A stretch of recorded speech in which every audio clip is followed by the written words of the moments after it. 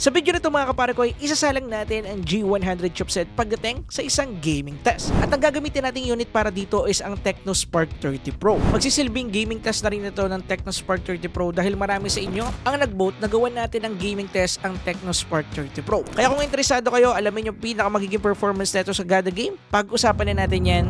Let's go! So, linawin ko lang mga kapare ko na hindi po ito magiging extreme gaming test kagaya ng mga ginagawa natin sa iba nating extreme gaming test videos. Bali, ang gagawin lang natin dito is just a regular gaming test na kung saan isasalang natin yung mga madalas natin nilalarong game sa phone na to para malaman natin yung supported settings, performance, and also ano yung kayang gawin ng G100 chip pagdating sa mga game na to. Para magkaroon tayo ng idea kung ano nga ba yung pinakahangganan ng kakayahan ng G100 chipset na matik makikita natin sa mga 2025 phone na i-release next year. Anyway, ngayong malinaw na yung lahat, tara, magsimula na tayo. So, simulan nating laruin dito mga kapare ko is itong ating solo leveling. So, dito, sinetup ko siya sa 60 FPS settings, normal resolution, and also normal graphics. Natry ko na itong laruin sa high graphics at hindi ganun ka-okay yung performance niya. Anyway, yung naging performance natin dito, hindi ganun kagandahan. Medyo sakto lang yung nakuha natin ditong performance. Usually, yung pinakamataas na FPS na nakita ko dito is pumalo siya ng 50. Pero yung pinaka-maintaining and also average FPS niya is naglalaro sa 24, 27,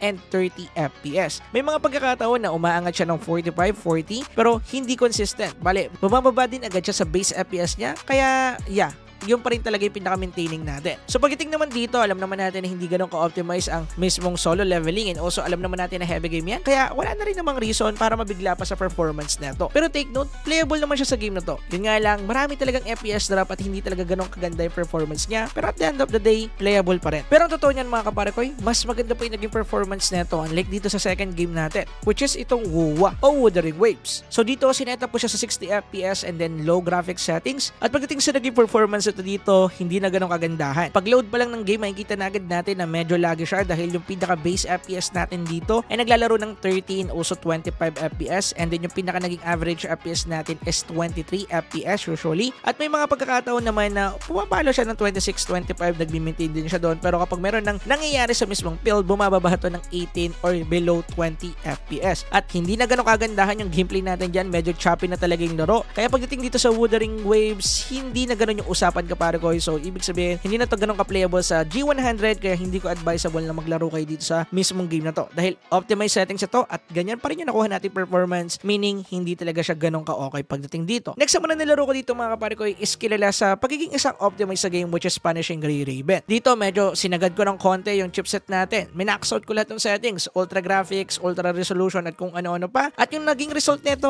hindi ganun kagandang performance. And then nakakuha tayo dito ng average FPS na 25 FPS. So, ibig sabihin, hindi ganun kagandahan yung naging performance niya dito. At least sa ultra settings. Pero, nung binaba ko or gumawa ko ng mga common tweaking sa settings niya, kagaya na lang ng pagbababa natin sa graphics and also sa kanyang resolution sa high, and bliss na ultra. At yung FPS naman natin is nandun pa rin sa same settings. At dito, mas nakakuha tayo ng mas good and also mas magandang performance. Nakakuha tayo dito ng 45 to 50 FPS. Pero yung pinaka-maintaining natin is nasa 45 to 40 FPS. Diyan naglalaro mga kapare ko. At pagdating dito sa support na to, mas maganda yung naging performance natin unlike kanina. Kitang-kita naman natin yung significant jump from 29 to 30 FPS or 25 to 30 FPS nakakuha tayo ng gantong mas magandang FPS. So support ito, possible pang makakuha tayo ng mas mataas sa FPS if itatweak pa natin yung kanyang graphic settings and also yung kanyang resolution settings sa pinakamababang settings. So possible yun. So pagdating dito, yan lang yung nakuha natin performance sa kanya. Next naman natin nilaro dito mga kapare ko is itong Blood Strike. And then dito, nakasetup tayo sa extreme FPS and then naka-standard lang yung resolution and also graphics quality natin. At pagdating sa naging gameplay natin dito mga kapare ko,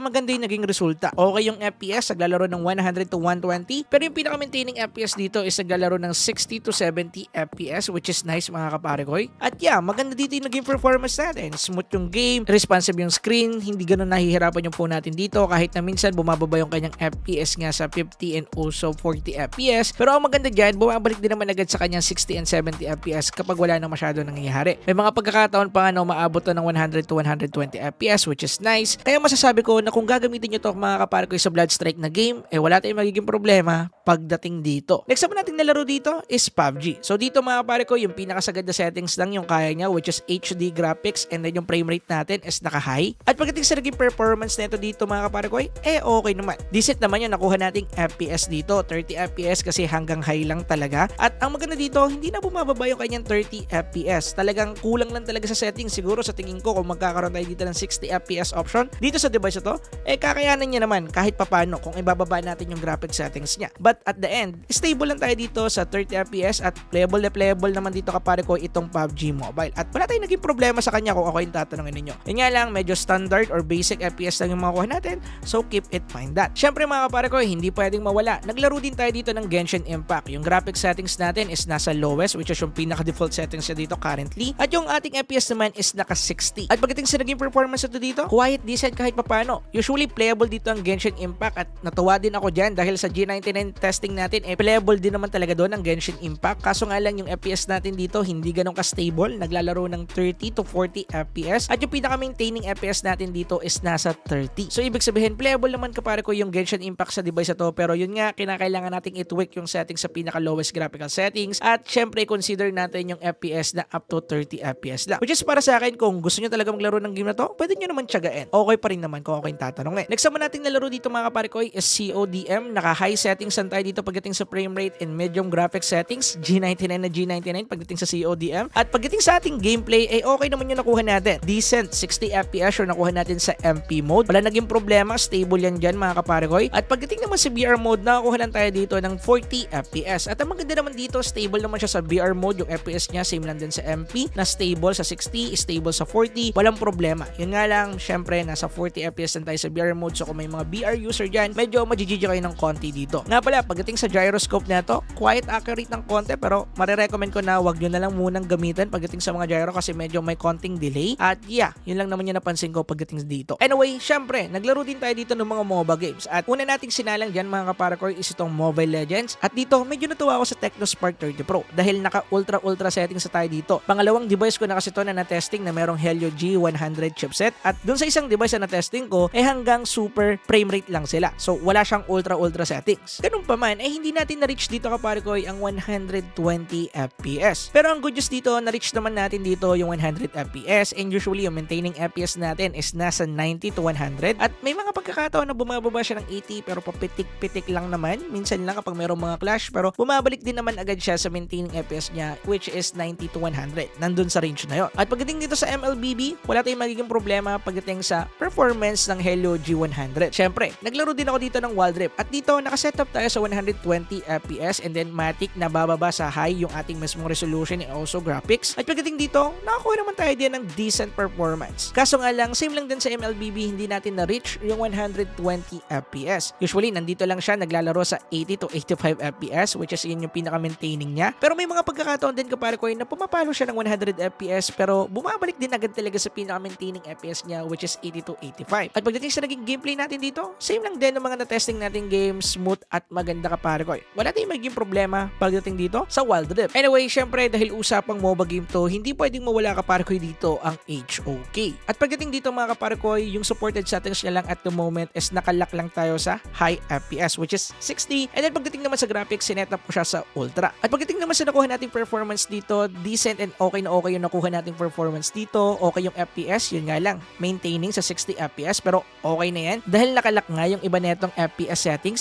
na sa tingin ko if magkakaroon ng update dito ang ating HOK, pwede na itong ma-unlock dito sa mga G100 chipset. Siyempre, nakadepende sa developers yan. Kayang-kaya naman nila yung gawin. Siyempre, kailangan nila ng communication, both side, pagdating sa brand and also pagdating sa game. Siyempre, konting usapan si pera para magkaroon tayo ng magandang FPS settings pagdating dito. So, anyway, pagdating naman sa naging gameplay natin dito, just I said, okay, decent din yung nakuha natin performance. Yun nga lang, 60 FPS. And that's it. Yan yung pinaka-whole gaming test natin kapare ko pagdating dito sa ating Tecno Spark 30 Pro. Just I said, hindi ko siya masyadong tinesting na super lala. As in, mild gaming lang. Tinesting ko lang yung pinaka-performance and then naglaro ko ng ilang round dun sa mga game. At yeah, okay yung nakuha natin performance. Yun nga lang, pagdating sa mga heavy game, alam na talaga natin na ligwak siya. Pero maganda dito, pagdating sa Genshin Impact at pagdating sa solo leveling, pwede pa rin naman natin silang malaro kahit na papano. Yun nga lang, kinakailangan natin i-sacrifice yung settings natin, tweak ng konti. And then, yeah, medyo kinakailangan natin masanay sa 30 FPS at kung hindi kayo ganon kasanay sa gantong FPS settings, for sure, hindi para para sa inyo kapare ko itong device na merong G100. But pagdating sa mga MOBA games and also shooting games,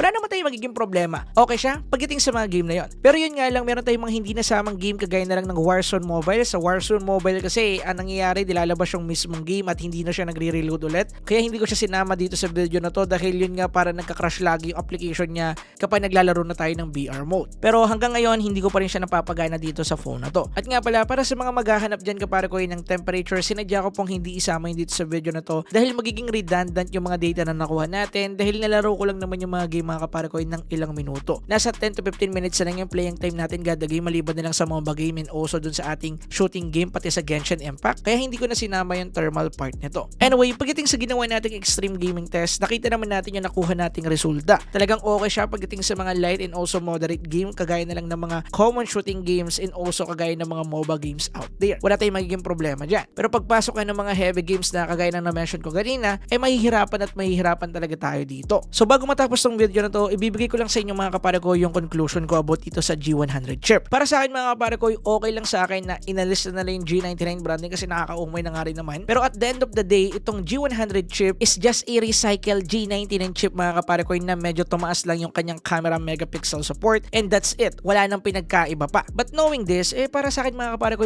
okay lang din naman talaga. Wag lang talaga tataas yung mga presyo ng mga phone na gagamit ng G100 chip at sasabihin sa marketing nila na mas pinalakas yung chipset na to tapos yung presyo niya above 10,000 pesos. Dapat matik mga kapare ko na mag-autopass kayo sa mga ganong deals dahil matik, more on marketing lang talaga sila. But anyway, dito ko natatapusin yung video. I hope nakatulong sa inyo mga kapare ko yung ginawa nating testing dito and also kung hindi nyo pa napapanood yung full review and also yung ating comparison video pagdating sa Spark 30 Pro and Infinix Hot 50 Pro Plus, pwede nyo po paroodin yan dito mga kapare ko. Iiwan ko na lang yung video sa dulo ng video na to. Anyway, yun lang. Peace!